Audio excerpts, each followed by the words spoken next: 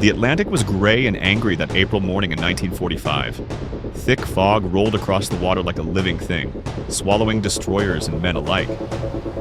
Somewhere beneath those cold swells, hundreds of feet down, a convoy of steel predators crept silently toward the American coast, the last desperate gamble of a dying Reich. The operation had been born out of paranoia and fragments of intelligence. Allied codebreakers at Bletchley Park had intercepted messages hinting at something terrible. The Germans were preparing to launch V-2 rockets from submarines directly at the cities of the United States. It sounded insane, yet by 1945, insanity had become the Third Reich's most consistent strategy. The Americans called it Operation Teardrop, a massive naval hunt across the North Atlantic designed to intercept these mysterious U-boats before they could reach U.S. shores. No one truly knew what the submarines carried. Some believed it was only propaganda, a last attempt to terrify the Allies. Others, especially those in Washington, feared that Hitler might indeed unleash a final weapon, a nuclear-tipped missile, or perhaps a chemical warhead. The Manhattan Project was still cloaked in secrecy, but whispers of atomic research had filtered through military circles. If the Germans had something similar, New York, Boston, Washington, all were within reach, and so an armada was sent. Task Group 22.5, a hunter-killer group led by the escort carrier USS Mission Bay, accompanied by 8 destroyer escorts, small, fast, and lethal. Their orders were chillingly simple. Find the submarines and destroy them. Take prisoners if possible. But if these U-boats truly carried rocket weapons, the consequences of failure were unimaginable. Far below the storm in the tight steel belly of U-546, Oberleutnant zur See Paul Just was running blind. His crew of 58 men had been at sea for weeks. The air smelled of oil, sweat, and despair.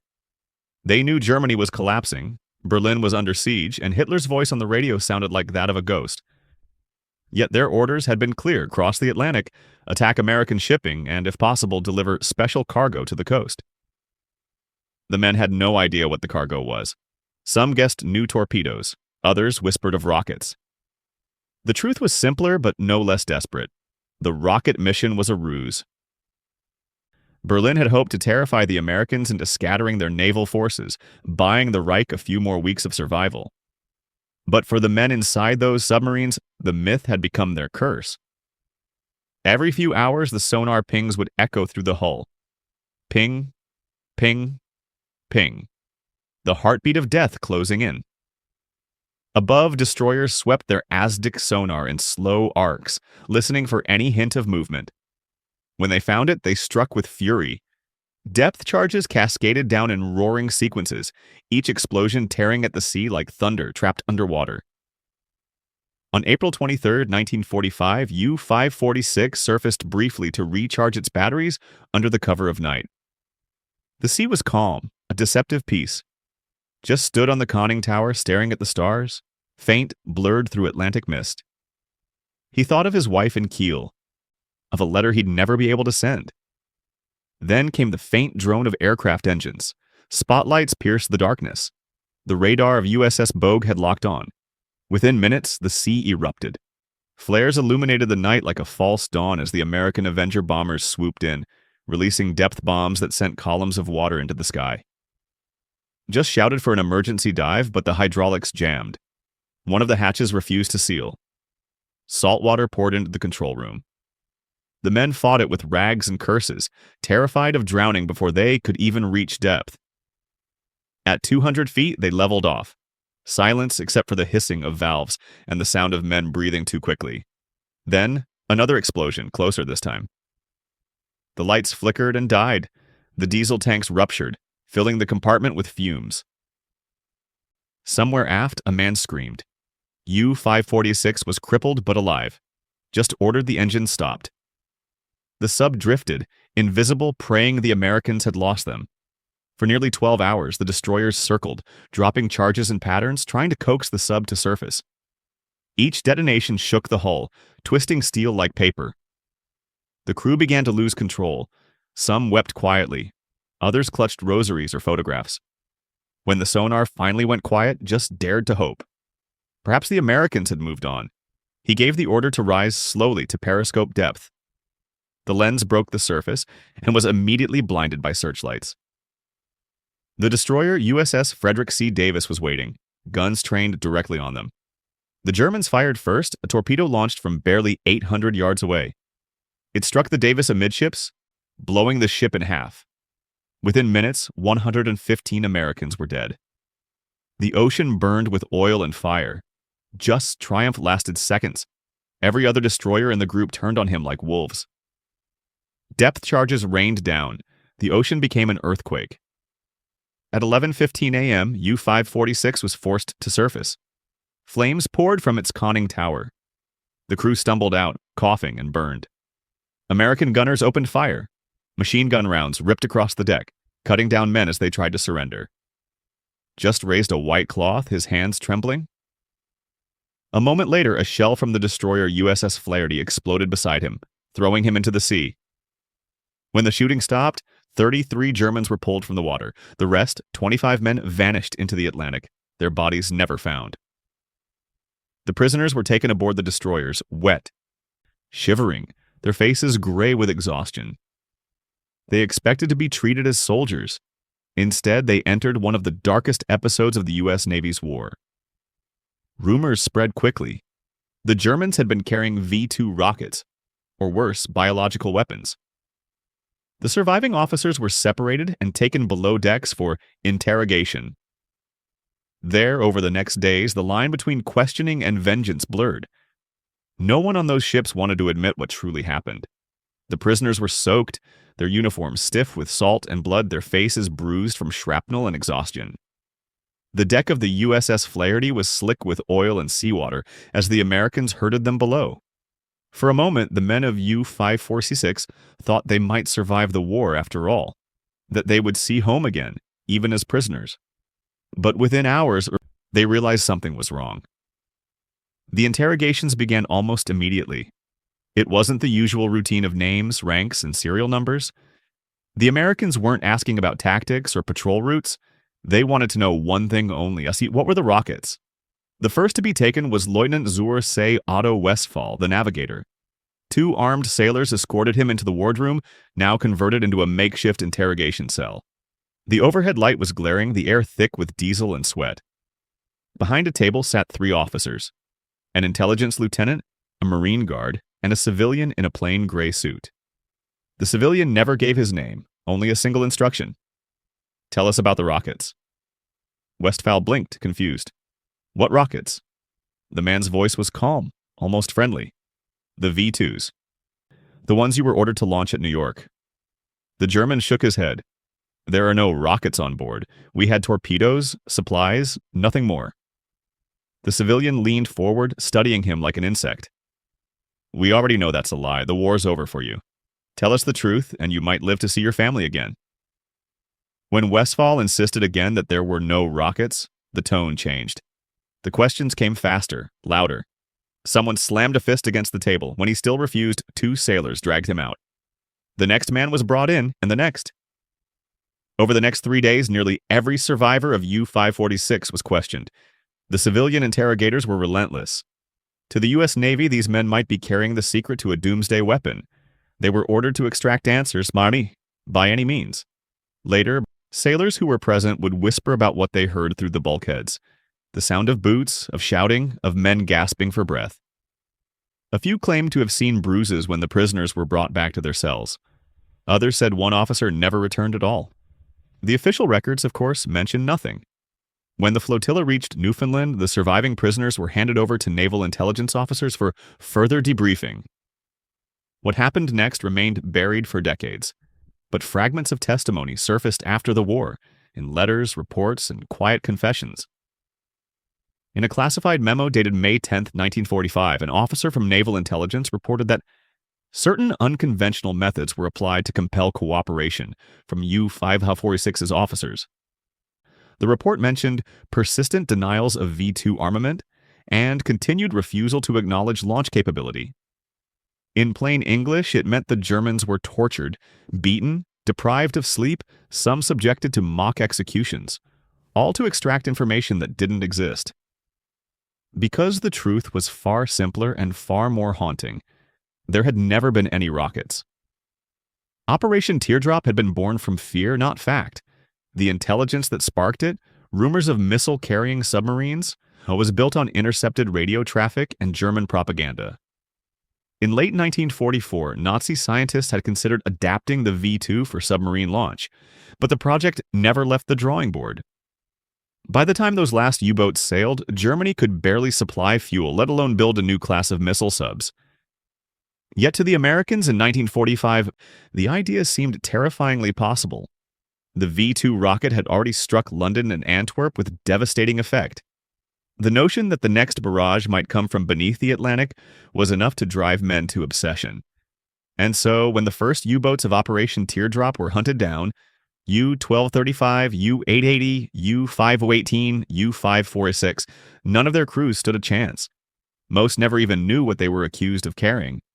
After the war ended, the surviving Germans from U-546 were transferred to POW camps in the U.S.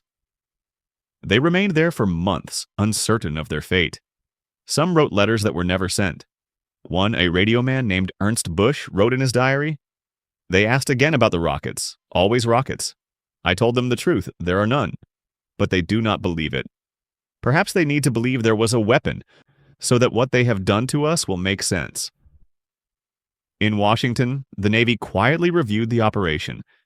The final report concluded that no evidence of rocket weapons or atomic delivery systems had been found on any U-boat. Yet the report also praised the mission as a decisive success in eliminating potential threats to the U.S. mainland. Privately, some officers disagreed. Admiral Jonas Ingram, who had overseen much of the Atlantic defense, admitted years later that Operation Teardrop had been fueled by anxiety bordering on hysteria. He confessed that the intelligence had been weak, little more than rumor, but the political pressure to act had been overwhelming. As the summer of 1945 faded into autumn, the story of the rocket U-boats was quietly buried. The interrogations were sealed, the documents classified. Those few sailors who had seen too much were reassigned or discharged. Decades later, in the 1970s, declassified Navy files revealed glimpses of what had really happened. Among them was a brief, chilling note from an officer aboard the USS Flaherty, dated April 25, 1945. Prisoners extremely frightened. We are told they are rocket men. Interrogation team very rough. Some of the boys say this is not right, but the officers say these men would have killed our families if we had not stopped them. It was a justification written in the heat of war, and like so many others, it became history's alibi. When the last of U-546's survivors were repatriated to Germany in 1946, they found their homeland in ruins. Paul Just, the commander, never made it home. His body was never recovered. The sea kept its secrets. But in the years that followed, whispers of the teardrop interrogations circulated quietly among historians and veterans. Some claimed that Navy officers had destroyed evidence to protect reputations. Others believed the interrogations were part of a broader pattern, that in the final months of the war, fear had driven both sides to cross every moral line they'd once sworn to defend. To this day, no one knows exactly how many prisoners were mistreated or killed during Operation Teardrop. The official count lists 33 survivors of U-546, but by the time the war ended, only 29 were confirmed alive. The rest vanished, names erased by the fog of war. And perhaps that's how the Navy wanted it. The Atlantic, after all, has always been a good place to hide ghosts. The war ended with fireworks and ashes. In Europe, cities burned under the weight of history, and in the Pacific, mushroom clouds announced the beginning of a new, uncertain age. For most, the horror of the Atlantic U-boat war faded into memory. But in a few locked drawers in Washington, D.C., the story of Operation Teardrop was not forgotten, only sealed. In June 1945, a classified Navy memorandum circulated quietly among intelligence divisions. It bore the sterile title, Evaluation of Captured Enemy Submarine Material, Western Atlantic Theater. Buried within its dense paragraphs was a single line that betrayed the truth. No evidence of V-weapon launch capabilities found aboard U-546, U-880, U-518, or U-805. Intelligence estimate may have been an error. It was bureaucratic language for a tragedy, an admission that dozens of men had died, hunted across a cold ocean, for a weapon that never existed. Yet no one was eager to publicize this. The United States was emerging victorious, its reputation for moral clarity untarnished. In the New World Order of 1945, heroes didn't make mistakes. They wrote history. The files of Operation Teardrop were quietly archived under the seal of restricted access, national security. The surviving interrogators were reassigned to other duties. Some would later help question German scientists brought over under Operation Paperclip, men who had actually worked on the V-2 rocket program. The irony was not lost on those who knew the story. While one group of Germans was being threatened in cells for a weapon they didn't have, another group was being flown to America to build the next generation of missiles. Years passed, the Cold War began, and fear of the next enemy replaced fear of the last. Submarines grew larger, quieter, deadlier. The word rocket gave way to a new term: nuclear deterrent. But in the back rooms of the Pentagon, some remembered Operation Teardrop. Its lessons were whispered among the new generation of strategists: never wait for certainty. Act on the possibility. For historians, the name Teardrop was little more than a footnote, an anti-submarine campaign in the final months of World War II. The deeper story remained buried under layers of classification. Until one summer in 1974, a researcher named Peter Haynes requested access to Navy intelligence files while writing a dissertation on the Atlantic Theater. By chance, his clearance included a batch of microfilms labeled Submarine Operations, Western Atlantic, 1945. Inside, he found a file that shouldn't have existed. It was thin, fewer than 20 pages, but explosive. It contained interrogation summaries, incident reports, and several memos marked Top Secret for Admiral Ingram only. The language was careful, but the implications were clear. The captured crew of U-546 had been subjected to enhanced methods to extract information about supposed rocket capabilities.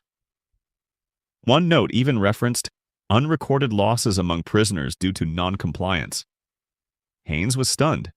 He knew immediately what he'd found: evidence that American naval personnel had crossed the moral line, using coercion and possibly torture on prisoners of war. He tried to publish his findings, but the Navy blocked him, citing national security. Only a single footnote from his thesis survived the censorship. Operation Teardrop was a notable example of fear-driven intelligence policy, producing tragic consequences disproportionate to the threat. For decades after, that line remained the only public reference to the darker side of the operation. But time erodes secrecy. In 1997, under the U.S. Freedom of Information Act, a handful of classified Teardrop documents were declassified. They were incomplete, many pages redacted, some missing entirely, but enough to piece together the fragments of truth. One report, dated April 28, 1945, from an officer aboard the USS Neil A. Scott, described the recovery of 5 German survivors, 2 unresponsive upon retrieval, others incoherent. A marginal note in pencil read, "Ensure medical report states drowning." Another, more chilling, was a typed letter from a Navy intelligence officer to the Chief of Naval Operations. Of the 33 survivors from U-546, 4 have expired during questioning. Recommend all records be consolidated and sealed until review by higher authority. No review ever came. The letter was filed away, forgotten. By the time historians began connecting the dots, most of the men involved were long dead. The few who had served aboard the destroyers in Operation Teardrop were old, their memories faded. Yet some remembered enough. In an interview recorded in 2001, a retired radio man named William Carter recalled, "They told us those subs were carrying rockets for New York. That if we didn't stop them, the next war would start before this one ended. When we pulled those Germans from the water, they looked half dead already. But the officers, they treated them like monsters. We thought we were saving lives." Later, I wondered if we'd lost something else instead. Carter died 2 years later. His testimony was never broadcast. Meanwhile, in Germany, a few of the surviving U-546 crewmen began to speak out. In 1999, a former machinist named Karl-Heinz Wiegand gave an interview to a Hamburg newspaper. He described the interrogation aboard the American destroyer. "They kept asking about the rockets. Rockets, rockets. We didn't even know what they meant. One officer shouted that we had orders to destroy New York. I tried to tell him our mission was to attack shipping, not cities. He hit me across the face. I still remember the ring on his hand. When asked why he had kept silent for so long, Wiegand paused. Who would believe the losers? His story sparked brief outrage in German media, but quickly faded. No one in the U.S. Navy ever commented. Officially, the matter remained inconclusive. And yet the myth of the rocket U-boats never truly died. Even into the 2000s, documentaries and speculative programs continued to mention them. German submarines capable of launching V-2s, secret missions to strike the American mainland. It was a story too good to abandon, too dramatic to spoil with truth. Fear, after all, sells better than doubt. But for those who knew the real story, the irony was bitter. The only rockets that crossed the Atlantic after the war weren't weapons. They were carried by the very scientists the U.S. had rescued, built into missiles that would one day circle the Earth. The technology that Operation Teardrop had feared was born not from captured submarines, but from captured minds. In the end, Operation Teardrop became a parable of how fear can bend morality, how intelligence can be warped by imagination, and how the truth can sink as quietly as a U-boat beneath the waves. The ocean forgets nothing, it only waits. Even now, more than 80 years later, the wreck of U-546 lies somewhere off the coast of Newfoundland. 4,000 meters below the surface, its hull collapsed, but its secrets intact. Sonar scans in 2015 confirmed its resting place, surrounded by silt and silence. Inside, perhaps, there are still the logbooks, the charts, the last notes written by young men who never knew why they were hunted so fiercely. And maybe, if you were to stand on that spot of ocean today, you'd hear nothing, only the faint hum of wind and water, and the echo of a question that was never answered. What happens when fear becomes stronger than truth? The discovery of U-546's wreck in 2015 began, like many revelations of history, not with governments or armies, but with curiosity. A civilian marine archaeologist named Dr. Melissa Hart led a small team funded by a private foundation devoted to locating lost naval vessels. They had no political motive. Their goal was simple: to find what was missing, to map the scars left by war beneath the Atlantic. For 2 years, Hart's team analyzed naval archives, cross-referencing coordinates from Allied sonar records with post-war oceanographic data. Then, in May 2015, their deep-sea vehicle's sonar captured a shape at a depth of nearly 4,000 meters. A long, narrow cylinder, unmistakable to anyone familiar with the Kriegsmarine's Type Mine C-40 submarines. The U-boat had been found. The expedition's footage revealed haunting details. The hull broken in two from depth charges, the conning tower collapsed inward, the iron cross barely visible beneath a layer of rust and marine growth. The sea had done its quiet work, turning a weapon of war into an artifact of silence. When the discovery was announced, it barely made headlines. A few military history outlets covered it. The U.S. Navy issued a short statement congratulating the team and noting that the wreck marks the final resting place of brave sailors on both sides of the conflict. It was diplomatic, sanitized, and it avoided any mention of the interrogation reports, the rumors, or the ghosts of Operation Teardrop. But Dr. Hart was not satisfied with that version. Among the artifacts recovered by her remotely operated vehicle were fragments of metal stenciled with maintenance markings, and one small, miraculous object, a corroded aluminum tube containing a few pages of a logbook. Though most of the text had been erased by seawater, one legible line remained, written in faint German script. May 22nd, 1945, we hear depth charges. The sea shakes. No rockets. Only prayers. It was the final entry of U-546. Hart's discovery reignited interest in the forgotten story. A British documentary team reached out to her later that year to collaborate on a film titled Teardrop: The Lost Mission. They wanted to explore not just the technical history of the operation, but its moral dimension, how paranoia at the end of World War II blurred the line between justice and vengeance. As the crew began gathering material, they stumbled upon another twist of fate. In the archives of the National Personnel Records Center in Maryland, they located a folder labeled Teardrop 1945, restricted. Inside were memos, interrogation logs, and a single faded photograph. U.S. sailors standing on the deck of a destroyer beside German prisoners, all staring grimly into the camera. In the corner, written in pencil, were two initials, W.C. William Carter, the radio man whose voice had once confessed doubt in an old interview 2 decades earlier. His granddaughter, Emily Carter, was still alive and agreed to speak on camera. Sitting in her small home in Maine, she pulled from an old chest a stack of letters her grandfather had written in 1945 addressed to her grandmother. Most of them were about the boredom of patrols and the cold of the sea, but one stood out. It was dated April 27, 1945, the day U-546 was sunk. "We got them today. Depth charges all afternoon. I saw smoke rise out of the water like breath from a dying animal. They said we hit the right one, the rocket boat. When we pulled them up, they were kids, some younger than me. I don't know what kind of men we're supposed to be after this." Emily's voice broke as she read the last line. "They said it was for New York. I don't think I believe that anymore." The documentary team wove her story together with Hart's footage of the wreck and declassified Navy files. What emerged was not just the story of a battle, but of fear.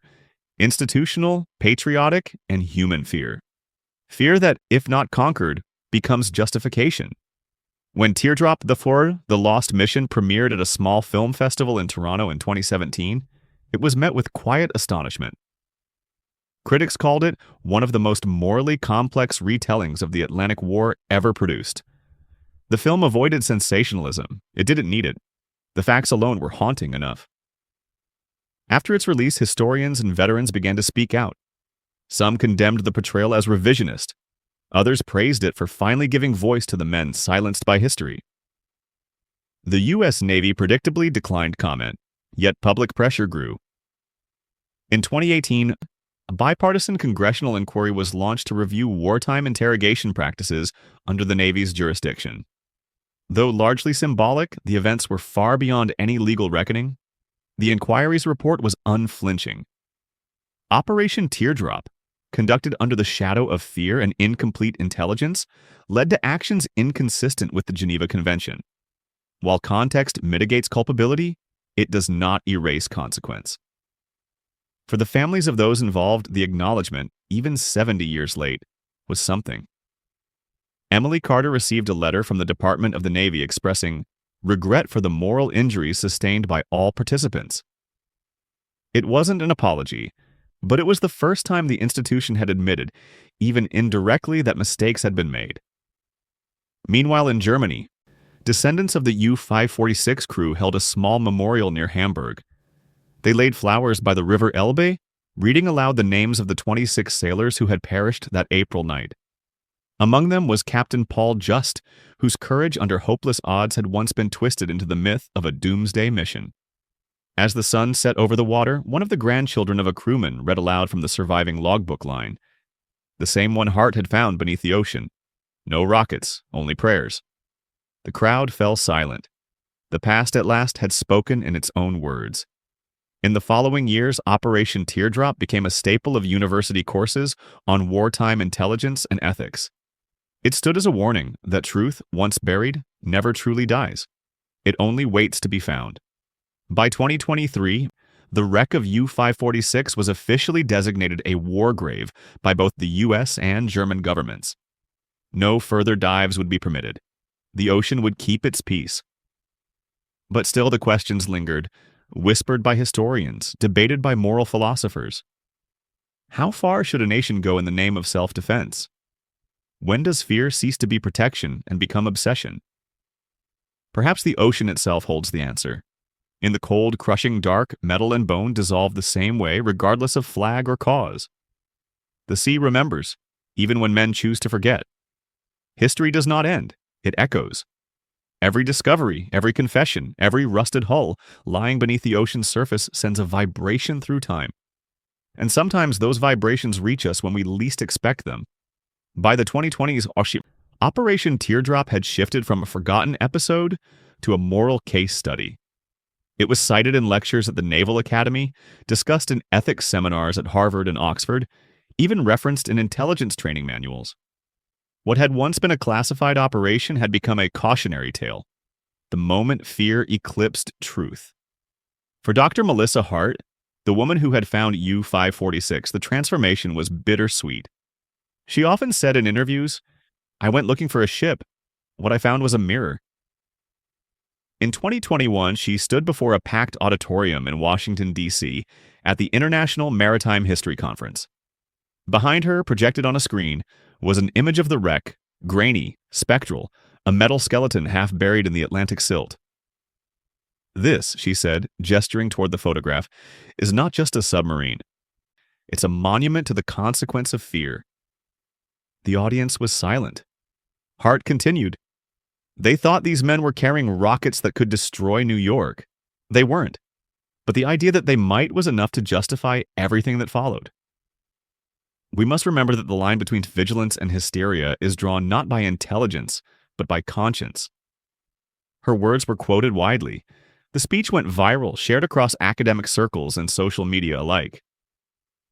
For a brief moment, the story of U-546 became something larger.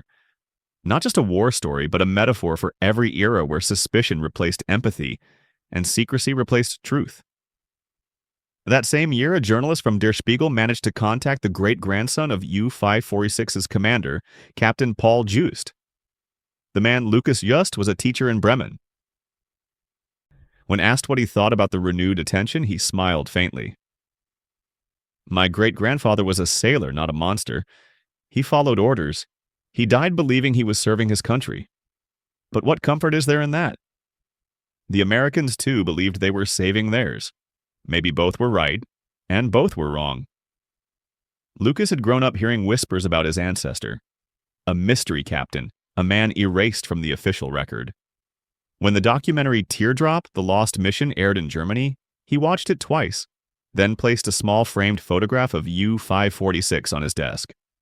Beneath it, he kept a handwritten quote from one of the recovered reports. "Truth sinks slower than ships." Across the ocean, Emily Carter, the radio man's granddaughter, had become something of an advocate herself. She began speaking at veterans groups and historical societies, not to assign blame, but to remind people of the human cost behind classified decisions. In one interview, she said, "When my grandfather wrote that he didn't believe anymore, I think he was talking about more than the rockets. He stopped believing in the idea that the good guys never do wrong. I think that broke him." Her words resonated deeply, especially among younger veterans of modern conflicts. Operation Teardrop became a ghostly parallel to the moral quandaries of the present. Drone strikes based on uncertain intelligence, secret prisons, enhanced interrogations, the endless balance between security and ethics. The comparison was uncomfortable, and that was the point. In 2024, the U.S. Navy quietly released a digital archive titled Atlantic Operations 1945. Among the thousands of scanned documents was a single new inclusion: the original interrogation logs from Operation Teardrop, unredacted for the first time. There was no press conference, no official statement, no apology, just quiet acknowledgement nearly 80 years late. Historians pored over the files. What they found confirmed what many already suspected. There had been no rockets, no long-range launch systems, no plans to strike New York. The threat had been imagined, a ghost conjured by fear, amplified by rumors from captured spies and desperate intelligence officers chasing certainty in chaos. One internal memo summed it up in 5 cold words. Imagination exceeded technical possibility, consequences real. And so, the story closed not with outrage, but with reflection. Dr. Hart's final expedition in 2025 was not to the North Atlantic, but to Normandy.